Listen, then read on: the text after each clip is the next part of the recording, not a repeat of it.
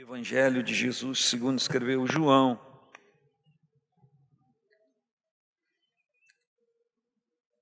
Hoje se comemora o Natal.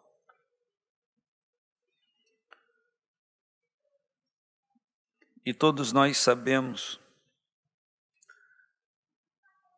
que historicamente Jesus não nasceu no dia 25 de dezembro. E como disse essa semana, o que importa? E como dizia o Chaves, ou a Chiquinha come torta, não é verdade? Então, não importa, o que importa é que ele nasceu. Nasceu para cumprir um propósito.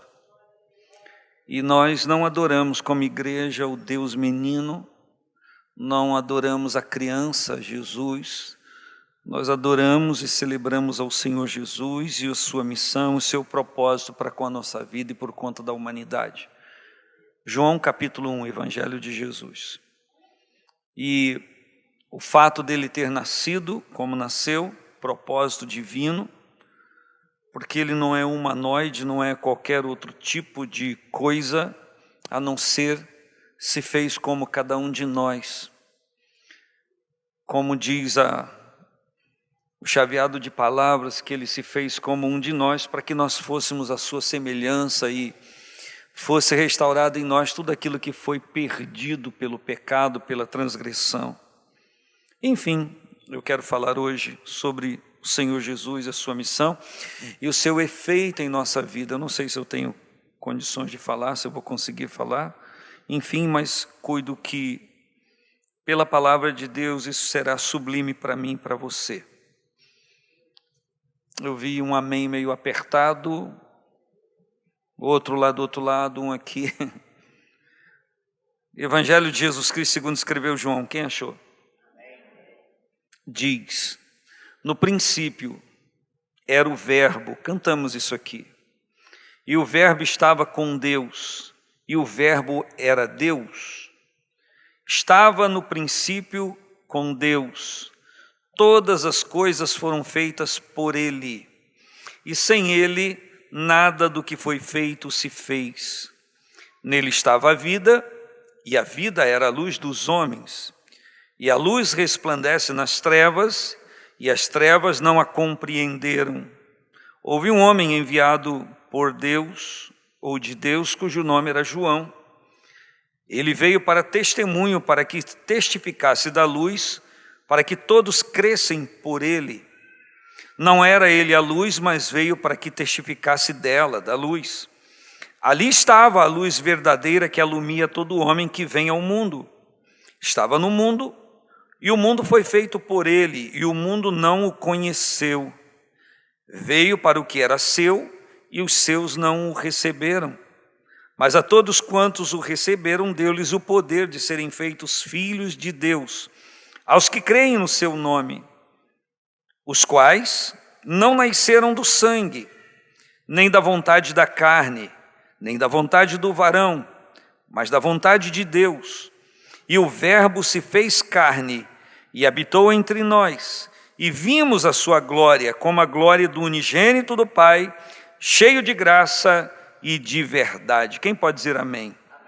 Querido Senhor, nós nos debruçamos diante desse texto e o que nós precisamos é sermos instruídos, Senhor, não só acerca do que Ele diz, mas particularidades do nosso ser que precisam ser ministradas pelo Senhor, Pai.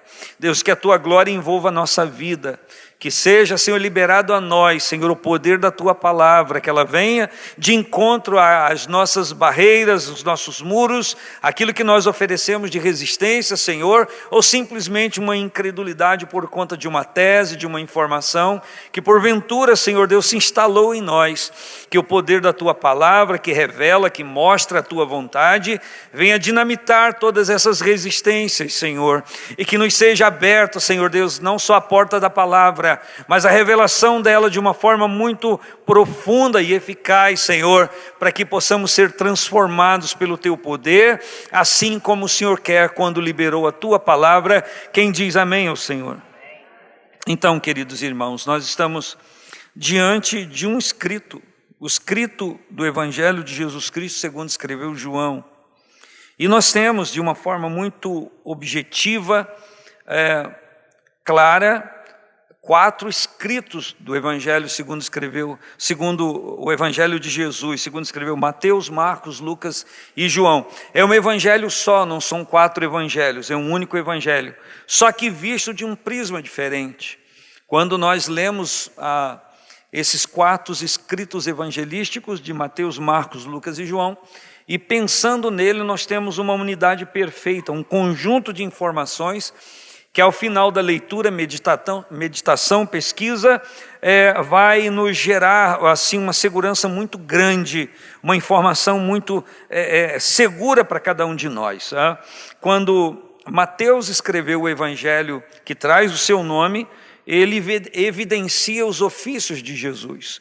Ele escreve aos judeus e por isso ele, evidenciando os ofícios de Jesus, ele apresenta Jesus como Messias e como Rei. É o tema de Mateus, porque ele está escrevendo, como disse, para os judeus. E os judeus esperavam o Messias, os judeus esperavam um Rei libertador.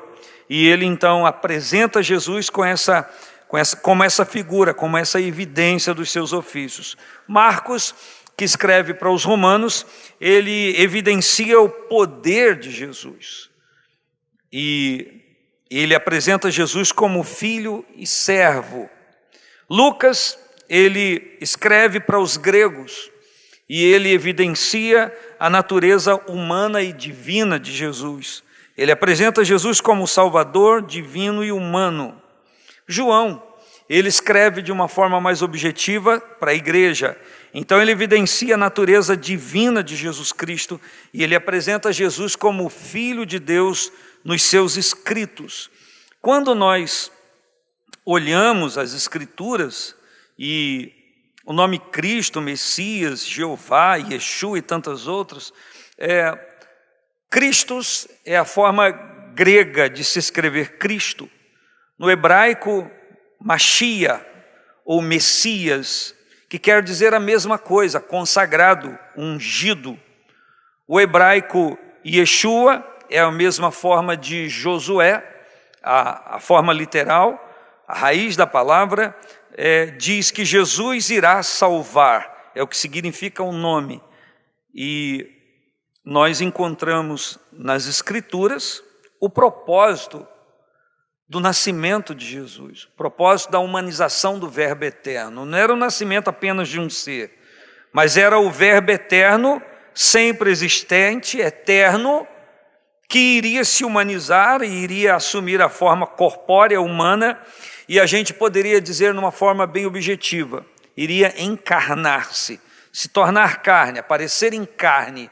E a Bíblia diz que quando ele se manifestasse dessa forma, ele seria conhecido como Emanuel, que todo mundo sabe que é Deus conosco, porque ele iria trazer a imagem do Deus invisível para comunhão entre os irmãos. Ele iria apresentar Deus desta forma. Jesus diz de uma forma categórica a Filipe, ele se esforça para mostrar aos seus discípulos. Ele diz: quem vê a mim, vê o Pai. Então ele diz: eu vim mostrar, me permita a expressão, a cara do Pai. Eu vim mostrar o semblante de Deus, eu vim trazer a vontade expressa do Senhor de uma forma mais pormenorizada para vocês, mais particularizada para vocês. E a Bíblia nos informa que havia sido profetizado pelo profeta Isaías, que uma virgem conceberia. A palavra diz: uma virgem vai conceber. O anjo aparece para Maria, diz que ela conceberia. E a Bíblia diz para José em sonhos, que o anjo falou para ele, quando ele tentava deixar Maria, sua noiva. O texto de Mateus diz que eles não tinham se ajuntado ainda. Mateus capítulo 1, versículo 18 diz: o nascimento de Jesus foi assim, e começa a discorrer. Então Maria, sua mãe, desposada com José, desposada, lê-se, comprometida, noiva. Antes de se ajuntarem, achou-se ter concebido do Espírito Santo. E é esse texto que diz sobre o nascimento de Jesus, de Mateus 1, versículos 18 ao 25, que ele não conheceu Maria, não teve relacionamento sexual com Maria, até que o menino nascesse. O texto é muito claro. Diz que José, seu marido, como era justo, não queria infamar e tentou deixá-la secretamente, por conta da lei dos judeus. Maria parecer grávida. José entendia, não é meu filho, eu não vou assumir esse filho, vou vazar fora. Exatamente assim. Porque se eu ficar aqui e disser que não é meu filho, ela vai ser morta por apedrejamento por causa do adultério. Quebrou um voto de casamento antes de se juntar. Então ele intenciona deixá-la secretamente vazar fora, porque fazendo isso ele assumiria o risco e Maria não seria morta por apedrejamento. Mas eu quero lembrar a vocês que quando Maria canta o cântico depois da visita do anjo, quando ela celebra o Senhor e diz que o Senhor atentou para a humildade, a baixeza da sua serva, a pequenez da sua serva, Maria sabia de todos esses riscos. E ela diz, a minha alma engrandece ao Deus, meu Salvador, o meu espírito, minha alma se alegra nele, meu espírito celebra ele. Ela sabia dos riscos que ela corria, mas ela estava totalmente confiante em Deus. Ela cria, já que o Deus Todo-Poderoso poderia fecundar o seu óvulo e daquele relacionamento, daquela virtude que estava ali tocando, nascer, ela gerar o Salvador, esse Deus também era poderoso para livrá-la de um apedrejamento. Se ele disse que nasceria, então ela sabia, se ele vai nascer eu não vou morrer. Ela cria nisso. José tentou fazer a sua parte, mas o anjo aparece de noite para ele e diz, não deixe de recebê-la. Não temas recebê-la como sua esposa, ela não te traiu, o que nela está gerado é do Espírito Santo. Eu vou dizer o que o anjo está dizendo, você não precisa ter ciúme de Deus. Muitos na nossa geração têm ciúmes de Deus. Ciúmes quando o cônjuge se dedica às coisas de Deus. Muitos namorados têm ciúmes, porque a namorada ou o namorado se dedica às coisas de Deus. Existem muitas pessoas que querem competir com Deus. E José desistiu de competir com Deus porque ele recebeu o comunicado do Senhor. Ah, mas se o Senhor aparecer para mim, eu também vou deixar de competir com Ele. Não precisa Ele aparecer para você. Já está escrito na palavra dele exemplos para que a gente possa entender isso, compreender isso. Então ele recebeu Maria como sua esposa, e nesse contexto aqui está dito, olha o versículo 25 do capítulo 1 de Mateus, não a conheceu é não teve relacionamento sexual com ela, até que deu à luz a seu filho, primogênito, o primeiro, e pôs-lhe o nome de Jesus. Ele disse para José, o anjo, no sonho que ele teve, você vai pôr o nome nele de Jesus, porque ele salvará o seu povo dos seus pecados. E a Bíblia diz, está escrito aqui, categoricamente, literal, que José não a conheceu, não se relacionou com ela, até que ela deu à luz ao seu filho primogênito. O que isso quer dizer? Que depois que Jesus nasceu, eles tiveram uma vida humana comum, normal, sexual. Então Maria foi virgem até dar a luz ao Senhor Jesus. Mas depois não mais. Ela se relacionou com seu marido, e o texto sagrado diz, e a história diz que eles tiveram filhos, outros filhos. Então ela esteve virgem até esse momento. Está claro para os irmãos, não está? Claro que está claro para cada um de nós. E por que o Senhor Jesus começou efetivamente seu ministério aos 30 anos? Já falei isso para os irmãos em outro momento, mas só relembrando, segundo o que está escrito em Números, capítulo 4, vários versículos, você vai encontrar de uma forma farta a informação da idade sacerdotal que uma pessoa precisava ter para servir. Então, segundo a regra do serviço sacerdotal, eles começavam a servir com 30 anos e servia até os 50 anos. Então, por isso, Jesus começou a servir e a mostrar o ministério que ele veio fazer, o evangelho, a partir dos seus 30 anos. Foi assim que ele começou, e João diz que ele principiou os seus milagres, e foi assim que ele mostrou o seu poder, quando transformou água em vinho num numa festa de casamento em Caná da Galileia. Eu quero ressaltar aos meus irmãos que Jesus Cristo não veio para operar milagres. Não é esse o principal motivação daquilo que ele estava fazendo, mas ele operava milagres porque isso despertava a atenção das pessoas, chamava a atenção das pessoas para aquilo que era evidente que ele queria mostrar. Então, quando nós lemos o Evangelho segundo João, que escreve de uma forma objetiva para a igreja, ele está dizendo que no princípio era o verbo, ele já existia, era o Logos divino, era a expressão verbal de Deus, era o que aparecia do Senhor, era o verbo e o verbo estava com Deus e o verbo era Deus. Existe alguma dúvida acerca de que o verbo era Deus? Não existe. Não existe nenhuma dúvida que Jesus é Deus, que Jesus é o Senhor. E a Bíblia então continua dizendo acerca dele, que ele estava no princípio com Deus. Agora escute, todas as coisas foram feitas por ele. É por isso que quando Paulo escreve, se não me engano, os Efésios, se não foi Filipenses, se não foi outro, ele diz que dele, por ele, para ele são todas as coisas. E a Bíblia diz que todas as coisas foram feitas por ele, e sem ele nada do que foi feito se fez. Sem ele, nada do que foi feito se fez. Nós vamos apregoar nesse ano 2023 a nossa dependência do Senhor. E nós estamos montados naquele versículo de João 15, versículo 5, que diz: sem mim, nada podeis fazer. Então, se sem ele, nada do que foi feito se fez, nada se faz eficiente no mundo sem a presença dele. Ele continua operando, ele continua presente pelo seu poder e de uma forma absoluta na vida da igreja. A igreja precisa dele. Você que faz parte da igreja, é membro da igreja, você precisa do Senhor. Você é membro do corpo de Cristo, você precisa dele. Você nunca vai fazer nada que perdure para a vida eterna sem a presença dele.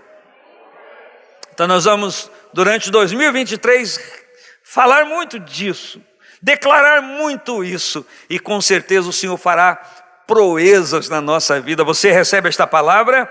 E a Bíblia diz que nele estava a vida.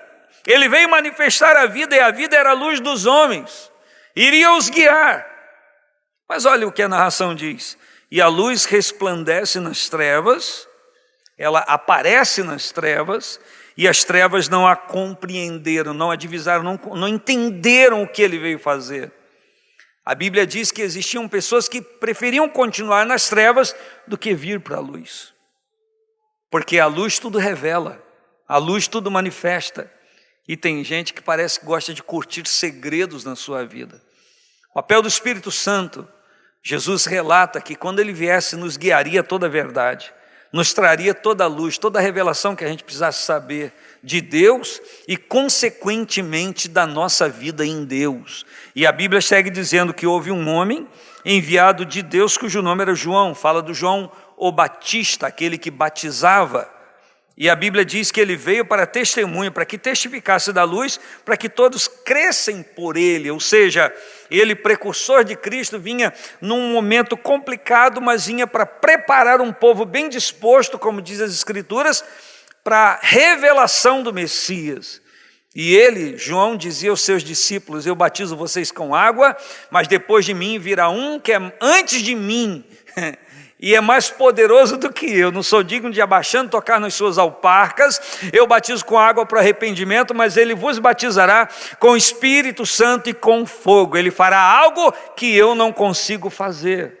E ele segue dizendo, a Bíblia segue dizendo: não era ele, o João, a luz, mas veio para que testificasse dela. E falando sobre Jesus diz: ali estava a luz verdadeira que alumia todo homem que vem ao mundo. Jesus Cristo é a luz verdadeira que alumia, que clareia qualquer pessoa que queira ser esclarecida pelo poder de Deus. Acabamos de ler agora Efésios, que diz: desperta, ó tu que dormes, levanta-te dentre os mortos, e Cristo te iluminará, clareará, trará luz a você, trará revelação a você. E aí a Bíblia segue dizendo: ele estava no mundo, o mundo foi feito por ele, e o mundo não o conheceu. Ou seja, as pessoas não se envolveram com ele. Veio para o que era seu, foi rejeitado pelos judeus como aquele Messias que eles queriam. Eu estou retratando algo que vocês já sabem. Os judeus esperavam um Messias libertador do jugo de Roma. E Jesus Cristo veio para revelar um governo que libertava o homem, primeiro espiritualmente falando. Jesus queria mostrar para eles que não adiantava se libertar de jugos de homens se não se libertasse do jugo do pecado. Jesus se esforçou em dizer: o meu reino não é deste mundo, como eu também não sou daqui. O meu reino é de outro lugar. Por isso que o meu governo sobre vocês é diferente. Paulo escreve, falando da ressurreição, ele escreve aos Coríntios dizendo no capítulo 15, versículo 19 da primeira carta: se esperarmos Jesus no Senhor somente nesta vida, nós somos os mais miseráveis de todos os homens. E durante esta tarde eu estive pensando nesse versículo. A Bíblia está dizendo que se eu esperar em Cristo somente nesta vida, se toda a experiência que eu tiver com Ele, eu humanizá-la e trazer para a minha vida limitada desse tempo, eu sou o mais miserável de todos os homens. Sabe o que isso quer dizer? Que eu sou mais miserável do que as pessoas que nunca se envolveram com Jesus. Quando a Bíblia diz que eu sou o mais miserável de todos os homens, está dizendo de todos. Então até aqueles que nunca creram no Senhor, se eu pego o poder de Deus e trago para resolver questões humanas da minha vida apenas, eu sou o mais miserável de todos os homens, porque eu estou quebrando, estou profanando algo que é santo, que é glorioso e que se estende para a eternidade. Se lembram dos discípulos? A gente acabou de ler, estamos lendo em Atos. Ele diz, o Senhor: vocês vão receber poder ao descer sobre vós o Espírito Santo. E eles dizem: restaurarás tu nesse tempo o reino a Israel? Ou seja, a mentalidade dele estava presa às questões humanas, como parece que a de muitos de nós está. E nós precisamos ser libertos disso, de pegar o poder de Deus e querer que Ele resolva os nossos problemas diários, enquanto Ele veio para resolver problemas eternos. Não quer dizer que Deus não tocará em coisas pertinentes a nós nessa vida humana, é claro que Ele vai fazer, mas o poder de Deus, a aparição de Cristo, a sua humanização, não veio para isso. Veio para resolver um problema eterno, lá do Adão e da Eva, que se envolveram com o pecado. E foi testemunhado e profetizado acerca dele, da semente da mulher: nascerá um que pisará a cabeça da serpente. Ele é esse que pisa a cabeça da serpente e faz com que não tenha domínio sobre nós. E eu repito o que disse no início, a ponto de João dizer na sua primeira carta, que o diabo, o Satanás, não nos toca quando nós estamos na esfera do governo espiritual de Cristo sobre a nossa vida.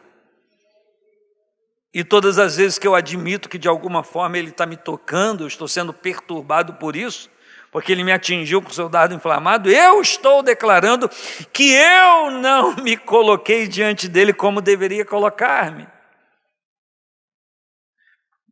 E a Bíblia diz que Ele foi rejeitado pelo seu povo, todo mundo sabe disso. Mas ela não para aqui, porque se para seria muito destrutivo para nós. O versículo 12 diz: porém, já que aqueles para o qual Ele veio primeiro não receberam, todos quantos receberam,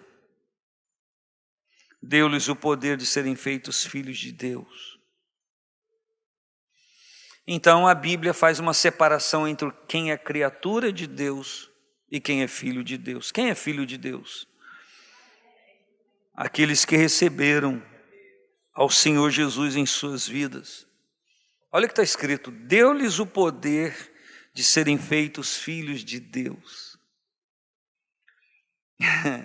Deu-nos o poder. Isso fala de autoridade espiritual. Fala de virtude divina sobre nós, de não subsistirmos mais apenas como criatura. Como criatura, rendemos o nosso corpo ao pó de onde foi formado. mas como filhos de Deus, o nosso espírito vai para Deus e nosso relacionamento com Ele é eterno. Deu-lhes o poder. Ser feito filho de Deus não é apenas dizer eu sou. Ser feito é uma natureza nova que transforma a nossa vida.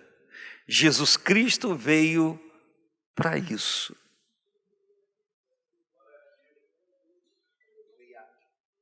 Paulo, quando escreve aos Efésios, ele diz que haveria uma restauração de tudo, e tudo convergeria para Cristo. E ele seria reconhecido como o Senhor de todas as coisas. Ele vai ser reconhecido como o Senhor de todas as coisas. Claro que há tanta coisa para ser falado sobre isso, mas não há tempo. E a Bíblia diz que essas pessoas que o receberam e receberam o poder de serem feitos filhos de Deus porque creem no seu nome. Então veja bem, crer no nome de Cristo não é uma coisa humana, não é uma coisa casual, não é uma coisa irrelevante. Me deu vontade, agora eu creio, não é isso não. Para crer no nome de Jesus Cristo tem que receber o poder de Deus, isso não é feito de qualquer maneira. Isso é um assentamento divino, se eu posso dizer assim, na nossa vida. É quando o extraordinário vem ao ordinário, é quando o espiritual vem ao natural, é quando o poder de Deus vem à nossa forma frágil e a gente consegue reconhecer Cristo como nosso Salvador e Senhor. Nós somos transformados, nós somos feitos filhos de Deus. Olha a expressão, feitos filhos de Deus. Eu continuo sendo o que eu sou, visivelmente, mas interiormente a minha natureza é mudada, porque eu sou feito filho de Deus. Existe uma nova identidade espiritual aqui dentro. Quem está entendendo, diga amém. E a Bíblia diz que essas pessoas que foram feitas filhos de Deus, o versículo 13 diz, elas não nasceram do sangue, elas não nasceram da carne, nem da vontade da carne, nem da vontade do varão. Então não é um desejo, hoje eu quero ser filho de Deus, eu vou me tornar, não. É através do reconhecimento de Cristo como Salvador e Senhor, nós nos tornamos filhos de Deus, crendo e vivendo o resultado, o efeito do propósito da vinda dele a esta terra. Não nasceram da carne, não nasceram do sangue, não nasceram da vontade do varão, mas nasceram da vontade de Deus. E a Bíblia diz que o verbo se fez carne. Quem está escrevendo é João. Ele se reporta à experiência que ele teve. Essa carta, ou esse evangelho que foi escrito de 55 a 60 depois de Cristo, que foi algo que foi trazido ao conhecimento das pessoas, diz que João se expressa dessa forma, e o verbo se fez carne, se encarnou, se tornou visível. E ele, escrevendo, diz, habitou entre nós, se tornou comum a nós, e vimos a sua glória. Nós vimos.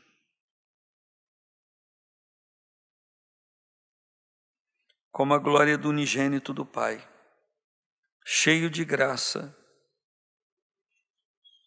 e de verdade. Então veja só, a nossa experiência com o Senhor Jesus e que nós cremos no Senhor Jesus não se restringe, não se resume ao seu nascimento e à sua morte. Se não me engano, é os Romanos que Paulo escreve que ele morreu, mas ressuscitou para a nossa justificação. E é nesse contexto que Paulo fala aos Coríntios, no capítulo 15 da primeira carta. Ele diz, se não há ressurreição, e se Cristo não ressuscitou, é vã a nossa fé. 1 Coríntios capítulo 15.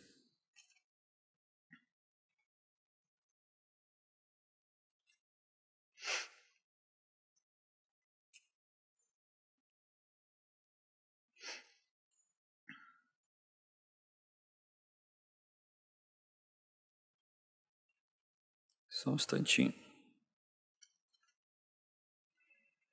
versículo 12.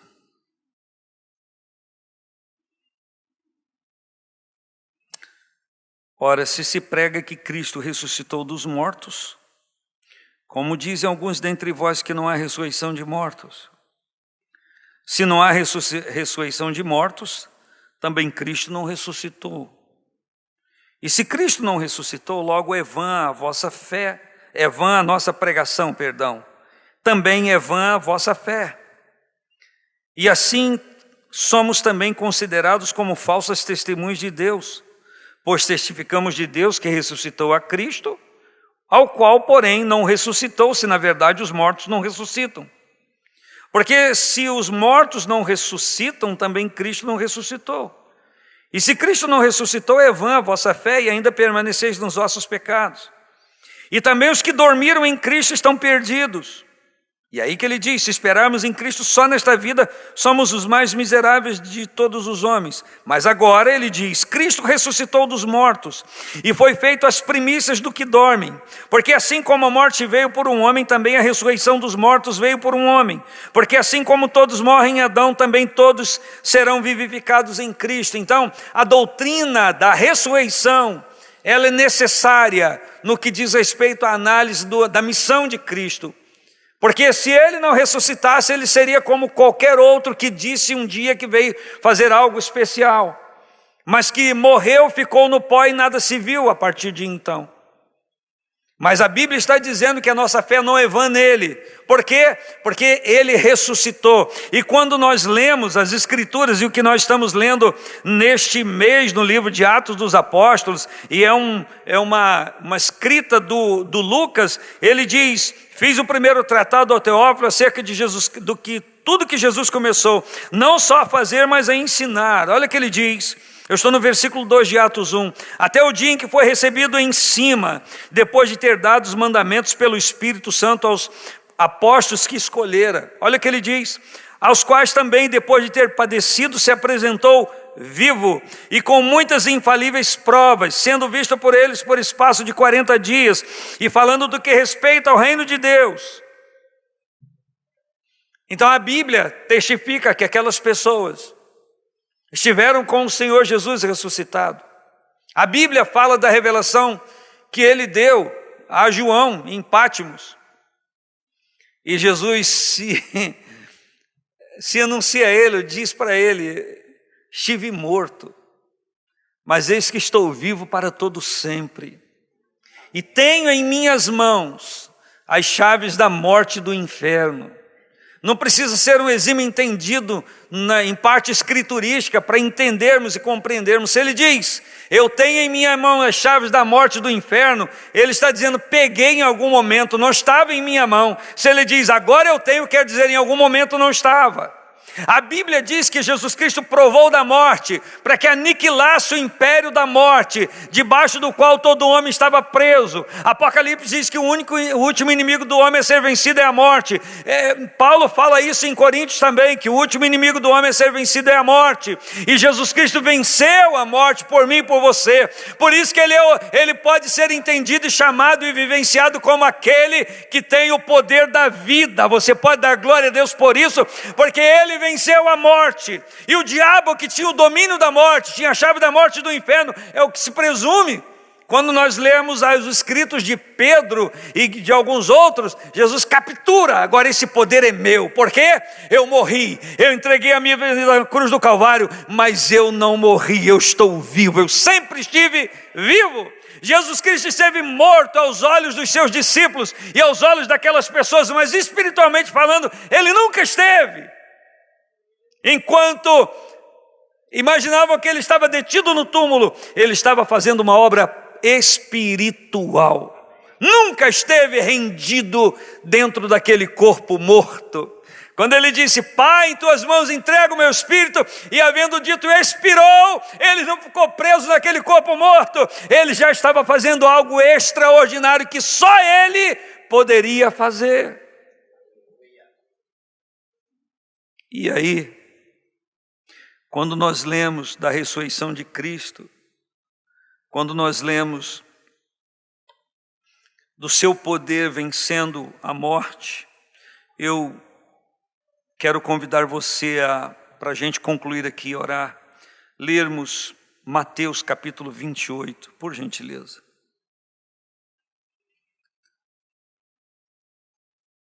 Mateus capítulo 28 diz assim: no final do sábado, quando já despontava o primeiro dia da semana, Maria Madalena e a outra Maria foram ver o sepulcro.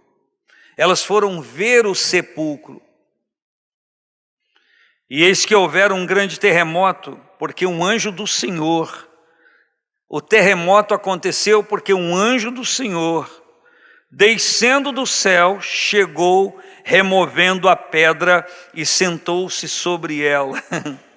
Essa história para mim é extraordinária, porque o anjo desce do céu, há um terremoto, Ivo, e ele remove a pedra, ele senta sobre a pedra para dizer: quem fez isso aqui fui eu.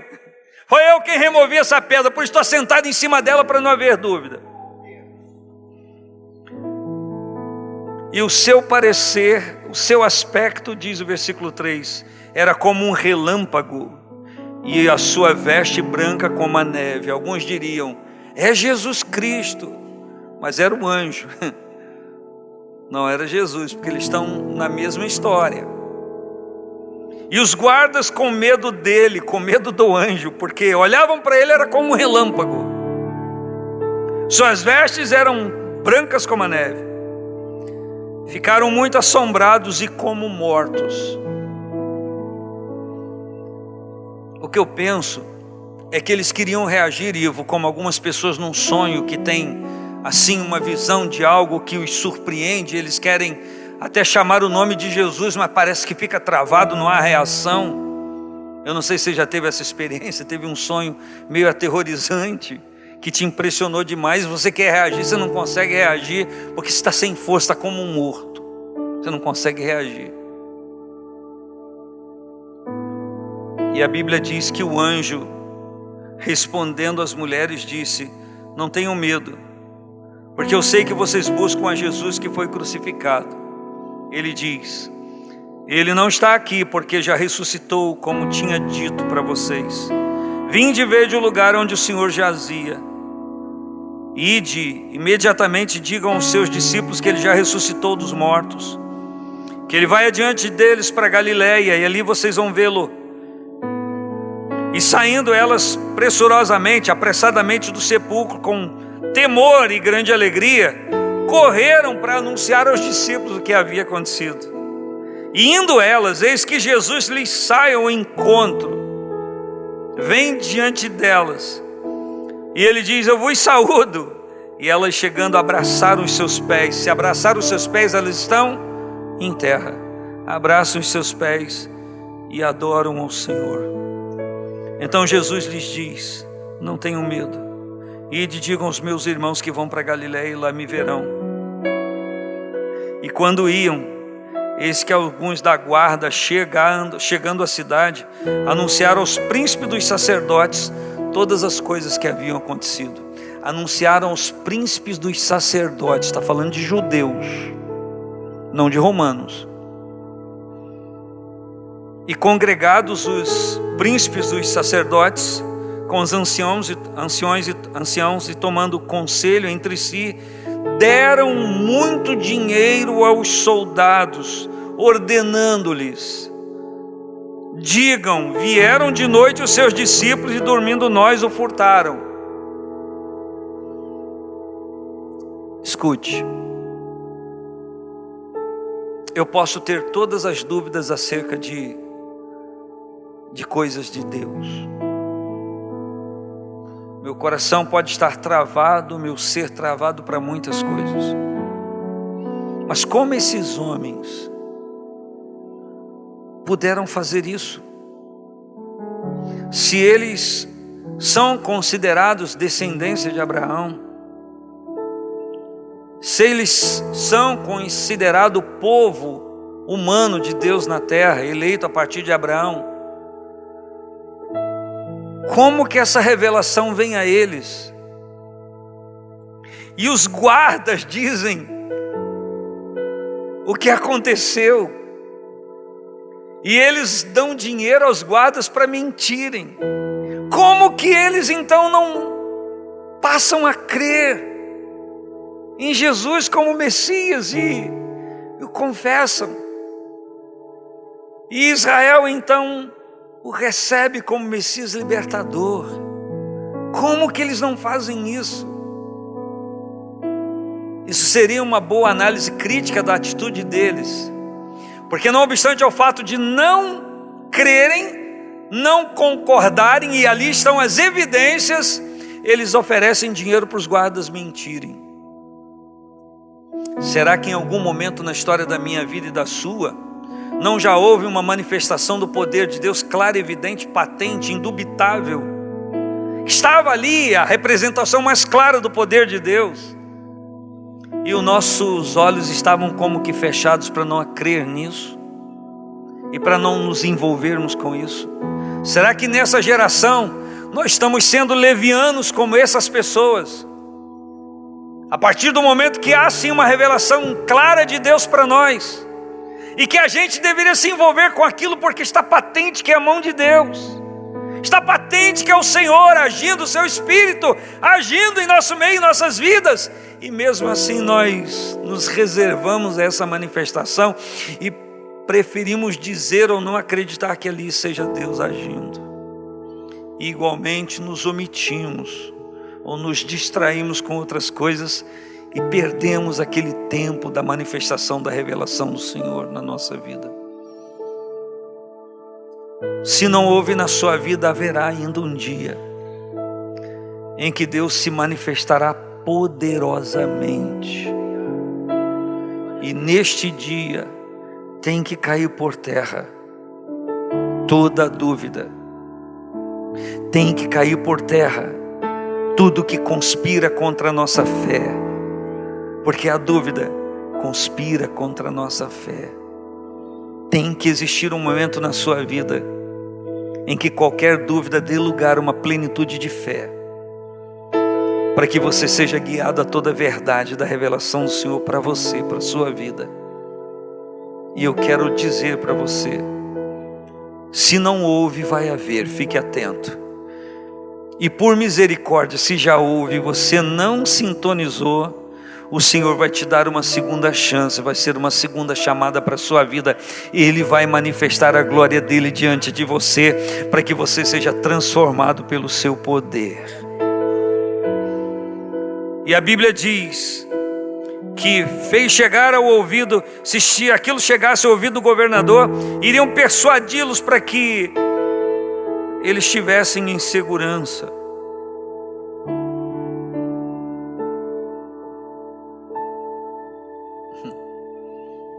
Misericórdia.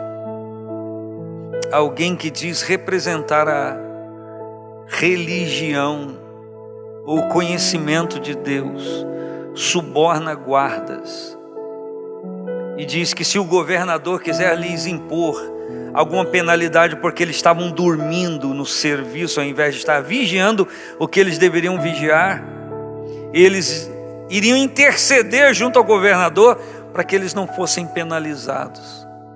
E eles aceitam tudo isso. E a Bíblia diz que eles, recebendo o dinheiro, fizeram como estavam instruídos, e foi divulgado esse dito entre os judeus até o dia de hoje. Dia de hoje, lê-se o dia em que essa escritura foi escrita, 60 anos depois de Cristo, em média, mais ou menos.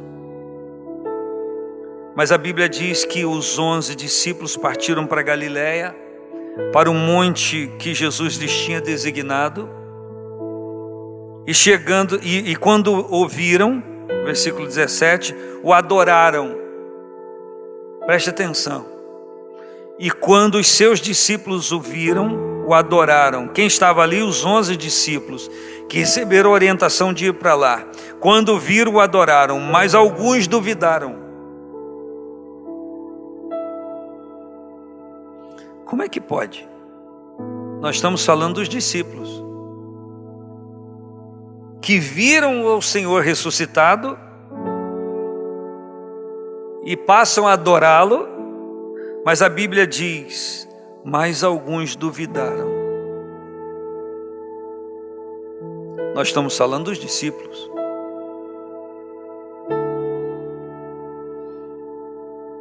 De novo eu lhe digo, a dúvida pode ser uma cilada para a nossa fé e nosso progresso em Deus.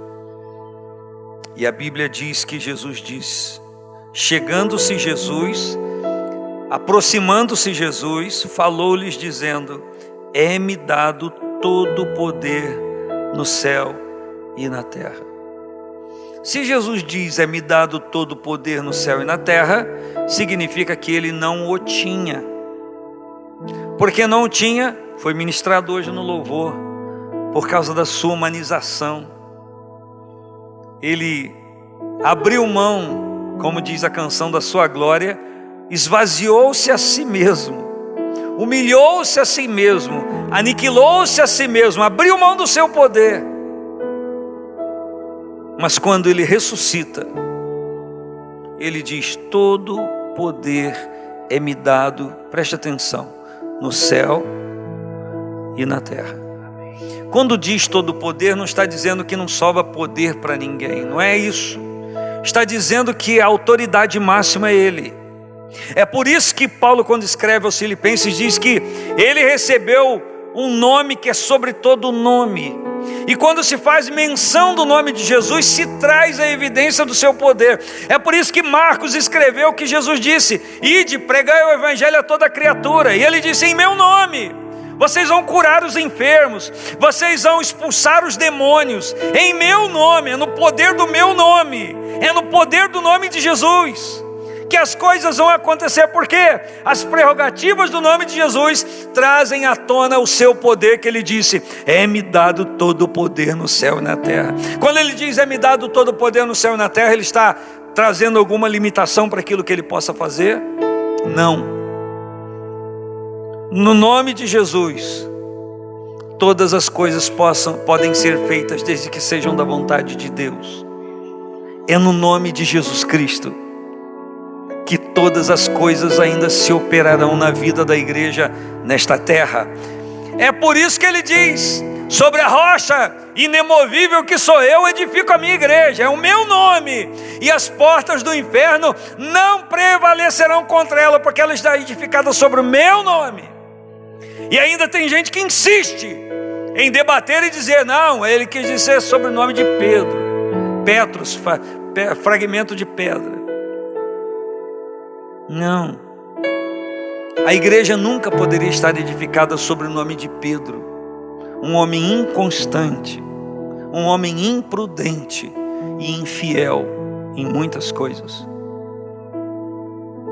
A igreja está viva e permanece viva e sempre estará, porque a sua pedra angular fundamental é Cristo, prefigurada em Salmo 40, que ele nos tirou de um charco de lodo, de um tremedal de lama, e colocou os nossos pés sobre uma rocha, que é Cristo.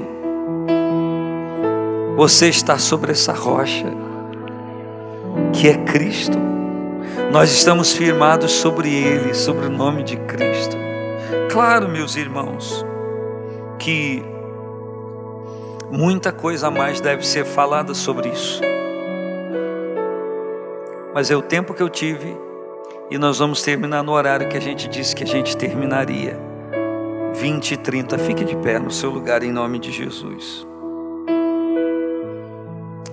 Então, esse dia chamado Natal, a gente pode celebrá-lo? Sim. Mas e amanhã? Não é mais Natal? E depois de amanhã não é mais Natal? A gente não celebra esta presença santa que nos mostrou a glória de Deus? Natal, nascimento. Mas a gente poderia dizer que o nosso Natal é um renascimento, que a gente foi gerado de uma semente incorruptível, não fomos gerados segundo a carne, nem segundo o sangue, nem da vontade do varão, mas da vontade de Deus. Eu tenho o meu Natal, você tem o seu Natal. A Bíblia diz que Jesus é formado em nós. E me permita a analogia que assim como o Senhor foi formado em Maria, e ela não poderia retê-lo por conta do propósito, do objetivo, Jesus também é formado em cada um de nós. Ele traz a sua glória a cada um de nós, para que Ele também seja revelado em nós e através de nós. Então, quando nós vivemos esse Natal, que é o nascimento de Cristo em nossa vida, é o momento da nossa conversão, da nossa mudança de vida. Então, quando você diz Feliz Natal, e desculpe, o Natal ele está corrompido, a palavra Natal ele está destruída a sua evidência, a sua verdade, e as pessoas de uma forma copiosa dizem Feliz Natal, Feliz Natal, Feliz Natal, Feliz Natal. E talvez estou falando para pessoas aqui presencialmente e aí, que disseram já para algumas pessoas hoje Feliz Natal. Você vai dizer, mas eu não tinha tempo de dizer tudo. Mas você precisa arrumar um tempo para dizer o que significa Natal, que não é apenas dizer Feliz Natal, e fica por isso mesmo.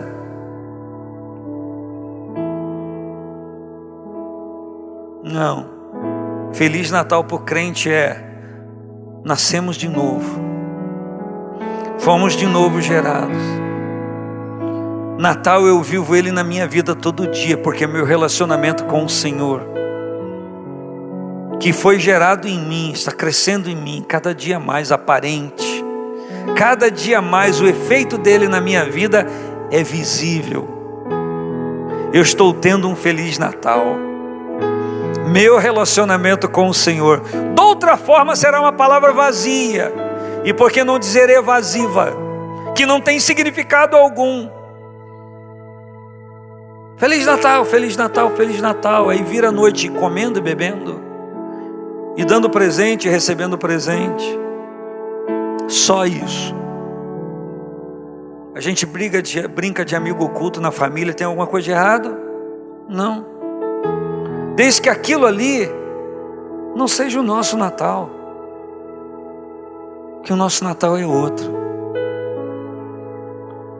É Cristo sendo formado em nós, e nós trabalhados por Ele, ministrado pelo Seu Espírito e pela vida que Ele veio nos trazer. Repito, perdão, você pode até não gostar, de outra forma são palavras vazias, que não têm sentido algum. E eu vou ousar em dizer que a maioria das pessoas que dizem um para o outro Feliz Natal nessa época não sabe o que estão falando. Mas você sabe, e eu também sei. Todo dia, a toda hora, é o dia da gente viver o propósito da humanização de Cristo, da sua morte, da sua ressurreição e da sua glorificação. Só terminando para a gente orar. É-me dado todo o poder no céu e na terra, portanto ide e ensinai todas as nações, batizando em nome do Pai, do Filho e do Espírito Santo, ensinando-as a guardar todas as coisas que eu vos tenho mandado. Aquilo que vocês guardam, porque eu disse para vocês guardarem, ensine as outras pessoas a guardar também. E ele diz, e eis que estou convosco todos os dias, até a consumação dos séculos. Que tipo de pessoa pode dizer e declarar, Jesus está comigo até a consumação de tudo? Que tipo de pessoa? Será que nós temos poder e autoridade espiritual para pegar essa palavra para nós? Olha, Jesus Cristo diz que está comigo todos os dias até a consumação do século. Isso é uma realidade para mim. Será que Ele está comigo mesmo? Será que Ele está com você mesmo?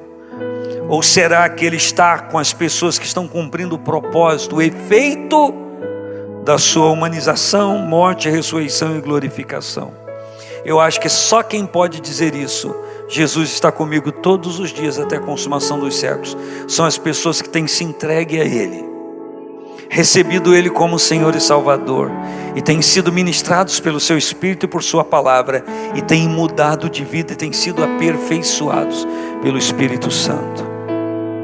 Você pode dizer amém?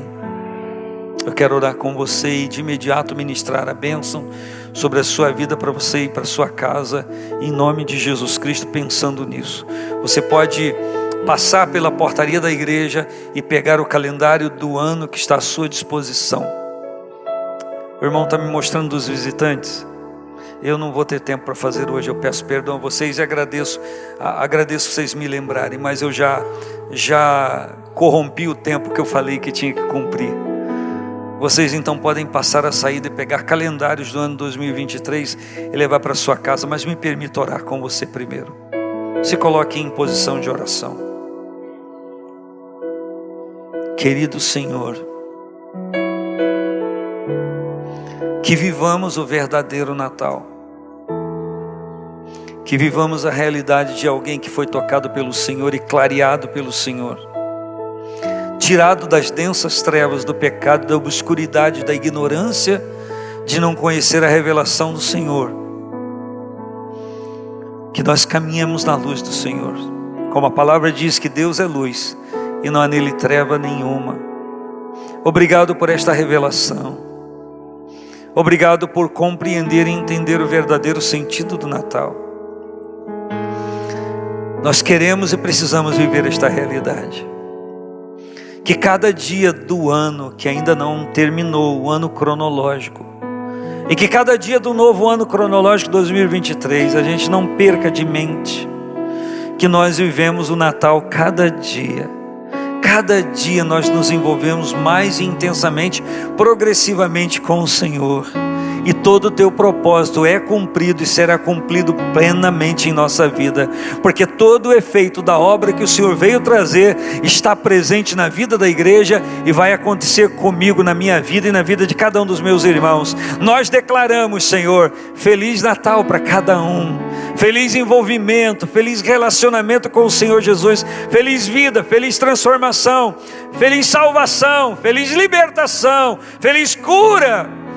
Felicidade por ter o nosso nome escrito no livro da vida e vivermos isso, e termos também a liberdade, Pai, claro, de durante esse tempo, como é bom que o cristianismo seja relevado de alguma forma, e que até aqueles que não consideram isso durante todo o ano, pelo menos digam em algum momento, mas que isso não seja juízo para eles, mas que seja um despertar, um acordar, para viver a nova realidade que o Senhor tem reservado para cada um que queira viver. Que possamos proclamar fé no nome de Jesus e receber ao Senhor Jesus na nossa vida mais intensamente das coisas do Senhor. Quem concorda, diga amém. Estenda a sua mão.